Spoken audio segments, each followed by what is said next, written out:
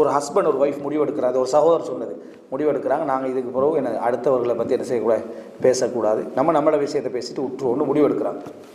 இப்போ பேசினா ஒரு 2-3 நாள் எப்பயும் சண்டை தான். இவருக்கும் என்ன ஹஸ்பண்ட் ஒய்ஃபுக்கு 2 பேருக்கு எப்பயுமே சண்டை. ஒய்ஃப் நீங்கள் எப்போ பார்த்தாலும் என்ன குறை சொல்லிக்கிட்டு தான் இருக்கிறீங்கன்னு ஒய்ஃப் சொல்கிறான். அப்போ ஹஸ்பண்ட் சொல்கிறாரு, நம்ம இதுக்கு பிறகு புறம் பேச ஆரம்பிப்போம். ஏண்டா நான் உன்னை பற்றி பேசுகிறதும் நீ என்னை பற்றி பேசுகிறதுனா சண்டை காரணம் இது. அடுத்தவனை பற்றி பேசினா விடுபட்டு சரியா, நம்ம இண்டையிலிருந்து அடுத்தவங்களை பற்றி பேச ஆரம்பிச்சிட்டோம்டா பிரச்சனை வராது. நீ என்னைய பற்றி நேரடியாக சொல்கிற, இப்போ நான் உன்னை பற்றி நேரடியாக சொல்கிறேன்னா இதுதான் சண்டைக்கான காரணம்.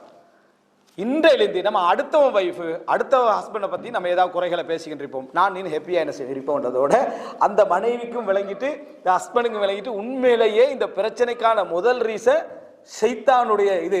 அடுத்தவர்களை பேசினா தான் சந்தோஷமா வைப்பான், நம்மளை பற்றி நம்ம நேரடியாக பேசுறதுல அது என்ன செய்யாது இருக்காது. உண்மையிலே அற்புதமான பாடம் விளங்கிட்டா.